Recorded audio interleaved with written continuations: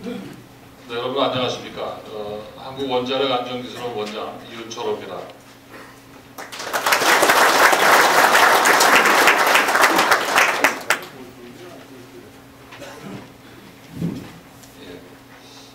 사실 굉장히 이른 새벽 시간에 강의를 요청을 해주셔서 그렇게 많은 분들이 안 오실 걸로 이제 기대를 하고 좀 편안한 마음으로 올라왔습니다만 정시에 도착했는데도 이미 다 해 계신 걸 보고 지금 이 주제 때문인가 아니면 뭐 평상시에 그 여러 선배님들의 어떤 그 삶의 모습을 보는 것 같아서 많은 배움의 느낌을 가졌습니다. 사실 개인적으로는 제가 이제 아침 식사를 하면서 이렇게 앞에 테이블에 앉았습니다만은 그동안 신문이나 TV나 이런 데를 통해서 익히 이제 그 조남들을 제가 이렇게 기억을 하고 있는 그런 분들을 직접 이렇게 모시게 되고 또 같이 식사를 하게 되고 그 앞에서 제가 평생을 보냈던 분야의 일을 이렇게 말씀드릴 기회를 갖는다는 게 너무 영광스럽습니다. 그래서 이런 기회를 주신 우리 송구로 소장님께 특히 감사의 말씀을 드리고 뭐 제가 어떤 상황을 많이 알아서 말씀드린다는 것보다는 요즘 이제 관심들이 많으신 그런 토픽이니까 있는 사실을 그대로 여러분들께 보고를 제가 올리고 또 앞으로 저희들이 이 일을 이렇게 취급해 나가는데 도움이 될 그런 내용들에 대한 고견을 좀 많이 말씀해 주시면 돌아가서 현업의 저희들 업무에 많이 반영을 하는 그런 계기로 삼고자 합니다. 시간이 많지 않기 때문에 바로 그 내용으로 들어가겠습니다. 본론으로 들어가기 전에 숫자 3개를 여러분들께 소개를 좀 한번 시켜드려 보겠습니다. 9.0이라고 하는 거는 지금 다들 뭔지 금방 아시겠죠?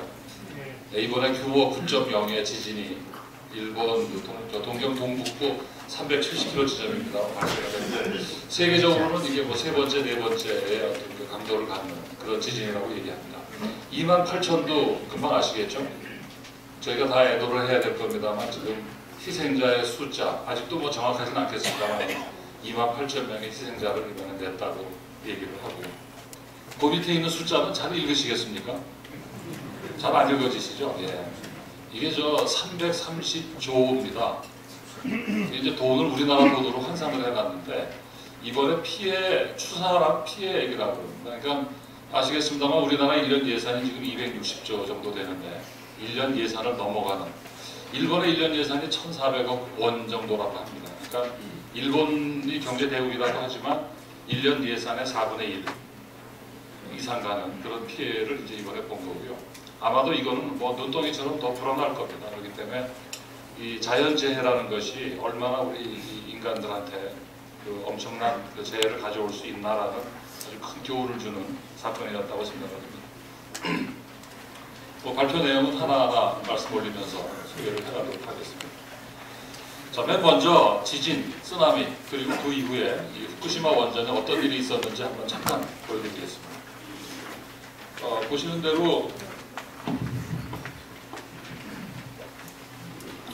보시는 대로 이 지진이 그 일본 동경이 아래 있습니다만 동북쪽으로 한 370km인데 육지하고 제일 가까운 거리는 한 80km 정도 됐습니다.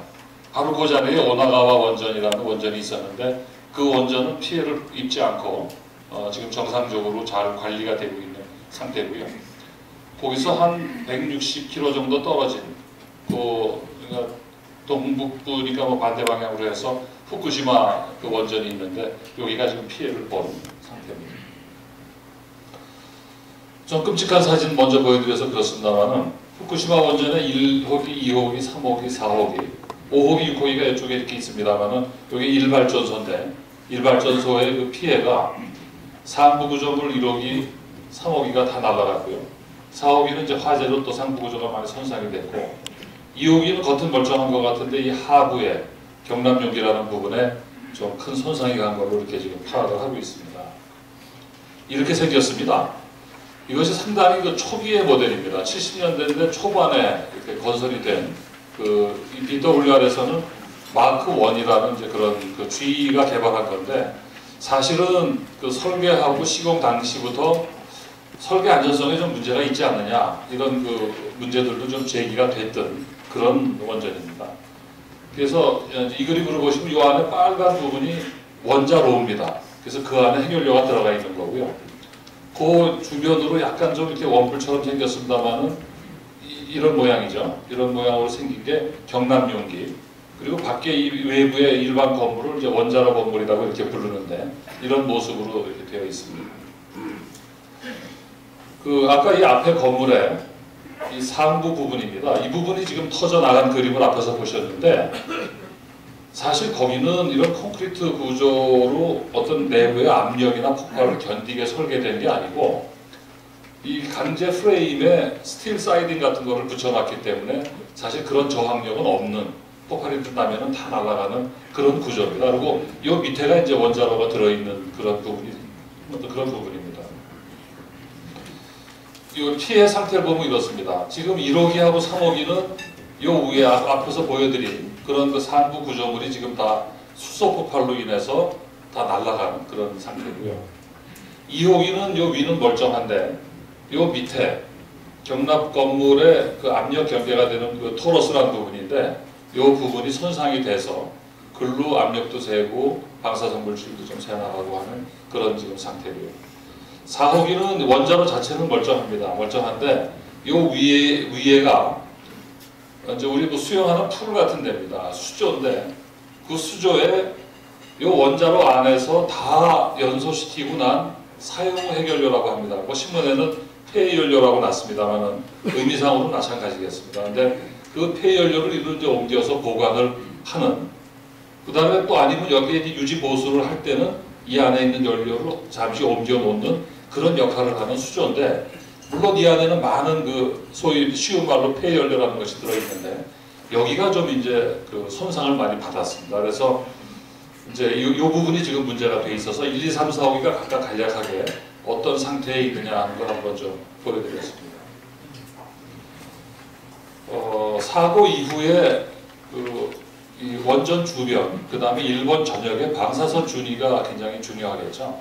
많은 분들이 지금 뭐 일본에 동경 가 있는 유학생들 부모들이 불러들이고 뭐 중간에 수돗물에서 방사선 물질이 나왔다, 애들은 못 먹는다, 그런 일들이 잠깐 있었습니다만은 요때 굉장히 높은 수치를 보이는 게 언제 뭐냐면 3월 그 12일에서 한 15일 사이에 이렇게 폭발이 있고 가스 상태의 방사선 물질이 주로 많이 나왔던 그 시기에 굉장히 높은 값들을 다 보였고요. 그 이후에는 국제적인 조사도 또 저희들이 조사해 본 걸로도 3월 20일 경서부터는 대기 중으로는 그렇게 큰 방출이 없었습니다. 이제 해수 쪽으로 좀 많은 그런 그 방사선 물질이 유출이 되고 있는 상태였고요. 그래서 요거는 어느 지역이냐 하면 요 발전소 주변에 반경 50km에서 100km 사이에 있는 도시들입니다.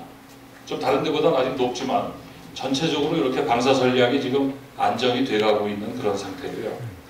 요거는 지금 그 외곽에 동경 이런 데 포함해가지고 일본 전역의 각지에 있는 그 도시들의 방사선 준위가 되는데, 역시 이제 스케일이 요거하고 다르니까 뭐 커 보입니다만은 그 환경 방사능 수준입니다. 그래서 그런 평상시 수준. 참고로 말씀드리면은 이런 사고가 없다면 우리가 사는 생활 중에 자연 방사능이라는 것이 있는데 이거는 나라마다 지역마다 다 달라요. 그런데 평균적으로 보면 일본이 화산 지역이라 방사능이 우리나라보다 높을까요, 낮을까요? 오히려 낮습니다. 왜냐하면 화산 지역에는 그 토양 중에 방사능을 내는 물질들이 제거가 되는지 좀 없어서 우리나라로 따지면 제주도가 제일 낮습니다. 그래서 평상시 준위는 일본이 더 낮고, 환경에서 맞는 것만 따지면 한국 사람들이 방사선을 평상시에 더 많이 맞으면서 사는, 좀 이따 더 말씀을 드리겠습니다. 그래서 이런 단계인데, 그렇다고 해서 지금 그러면 후쿠시마 원전의 사고가 완전히 진정이 된 거냐? 그건 아닙니다. 왜냐하면 이제 완전한 어떤 냉각 시스템을 지금 다도로 확보도 못했고요. 또 아시는 대로 여진이 굉장히 강력한 것들이 계속 오고 있기 때문에 저희들은 지금도 불안감을 떨쳐버리지 못하고 긴장을 풀지 않고 있습니다. 그래서 아직 저희들 진짜 군합근을 풀지 않고 계속 일본 후쿠시마의 사태를 주시를 하고 있습니다. 이번에 제일 큰 문제가 아마 방사선 때문에 굉장히 걱정도 많이 하셨죠. 많이 하셨고, 또 한간에 보면은 여러 가지 우려의 말씀들도 있었고, 또 어떤 부분으로 들어가면 거의 유언비어성의 이런 얘기들도 있었고, 그래서 오히려 걱정스러운 부분이 있어서 제가 이제 방사선에 대한 이해 부분을 잠깐 먼저 말씀을 드리고자 합니다. 알아야 됩니다. 방사선이 뭔지 이제 알아야 되는데, 방사선 그러면은 좀 복잡합니다만은 어떤 그 에너지가 이렇게 흘러간다. 이런 광선하고 똑같이 생각하시면 됩니다. 그래서 뭐 입자가 있고요. 알파, 베타 뭐 이런 거 많이 들어보셨죠? 감마선 얘기도 들어보셨죠? 그래서 어떤 입자 형태나 전자파의 형태로 방사선이 이제 움직여지는데, 그런 그 전달되는 과정, 하나의 흐름을 방사선이라고 그러고요. 방사능 그러면은 방사선을 낼 수 있는 능력을 얘기를 하는 겁니다. 그러니까 이렇게 생각하시면 됩니다. 여기 지금 천장에 전구가 많이 있는데, 이 전구가 뭐냐 하면 방사선 물질이라고 생각을 하면, 그 물질에서 빛이 지금 저한테까지 오지 않습니까? 그 빛이 방사선입니다. 그 다음에 이 방사능 물질의 크기를 얘기하는 게 뭐냐면 방사능인데, 그거는 저 전구에 지금 그 촉수라고 그러죠, 옛날 말로. 저게 20W인지 40W인지 60W인지 그런 그 전구의 밝기가 방사능이 되겠습니다. 그 방사능을 여기 몇 와트 하듯이 어떤 단위가 있어야 되지 않겠습니까? 몇 킬로그램, 몇 세제곱미터, 이건 우리가 익숙한데, 거기에 뭘 단위를 쓰느냐 하면 베크렐이라는 단어를 쓰는데, 이 1베크렐 그러면 뭐냐 하면 1초의 붕괴를 핵반응이 한 번 일어나는 거예요. 그러니까 쉽게는 1베크렐 그러면 이 공간의 농도가 1베크렐이다 그러면 이만한 공간에 방사선이 한 개 있다. 이렇게 그냥 쉽게 생각하시면 아주 편안하십니다. 제가 계속 가는 대로 이 단위에 대한 감을 계속 넣어드리도록 하겠습니다. 뭐 옛날 단위 있는데 그건 잊어버리셔도 괜찮겠습니다. 그러면 방사선을 이렇게 맞는 거를 저희가 뭐라 그러냐면 피폭이라고 그럽니다. 이게 방사선 하시는 분들이 용어를 좀 순화했으면 좋겠는데, 피폭 그러면 여러분들도 굉장히 익숙한 그런 단어시죠. 근데 별로 이렇게 좀 부드러운 단어는 아닌데, 그러나 아무튼 그 분야에서 쓰니까 피폭이라고 한다면, 어떤 물체가 방사선 에너지를 흡수하는 것을 피폭이라고 그러는데, 두 가지가 있습니다. 하나는 외부 피폭이 있고 내부 피폭이 있는데, 외부 피폭은 저는 전구처럼 저기서 방사선이 나온다면 제가 거리에 따라서 거리의 반비례, 제곱의 반비례합니다만은 얼마나 세기의 방사선을 맞느냐, 이게 이제 외부 피폭입니다. 내부 피폭은 뭐냐 하면 요즘처럼 뭐 아무튼 공기 중에 방사선 물질이 있다 그러면 그걸 호흡을 하죠. 그럼 이제 우리 내부로 들어오면 내부로 들어옴으로써 이제 방사선 피폭을 받고, 음식물을 먹는다, 물을 마신다, 이럴 때 그 안에 사실은 오늘 드신 아침 식사에도 죄송스러운 말씀이지만 양의 정도 차이는 있지만 방사선이 굉장히 많이 내는 물질들이 들어있습니다. 뭐 바나나 같은 거 특히나 음식 중에서는 좀 높고 이런 편인데, 모르시고 잘 드실 땐 편하셨겠는데, 죄송합니다. 제가 이 큰 비밀을 말씀을 드려가지고 앞으로 식사 때마다 너무 불안해하실지 모르겠습니다. 아무튼 그런 것들을 통해 가지고 우리가 이제 받는 거를 내부 피폭이라고 얘기를 합니다.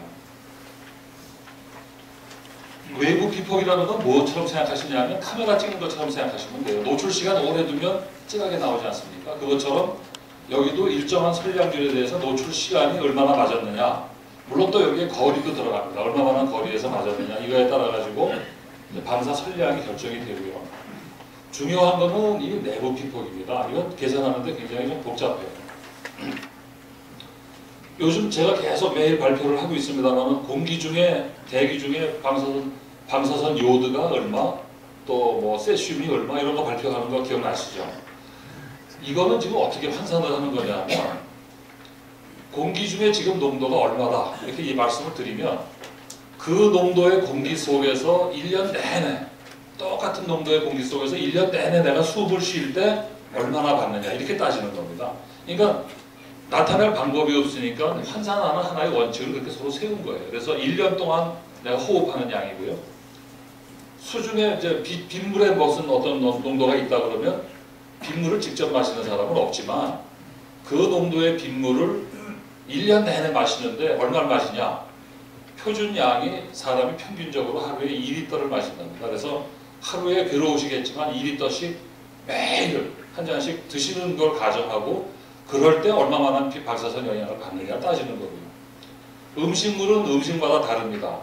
이건 이제 농수산식품부에서 매년 이것도 통계를 내는데, 만일에 바닷물에 회에서 뭐가 나오지 않느냐, 요즘 많이 저희가 또 조사를 하고 있습니다만, 회 같으면 평균적으로 1년에 18kg을 드신답니다. 그래서 그러면 이건 1년 드실 거 18kg을 환산해가지고 연간 받을 수 있는 어떤 그런 섭취율에 대해서 이 환산계수를 넣어가지고 내부 피폭설량을 계산을 하는 겁니다. 그래서 여기서 중요한 건 이게 1년 동안 똑같은 환경에서 내가 숨 쉬고 마시고 먹고 하는 그런 양이다. 이렇게 이제 생각을 해주시면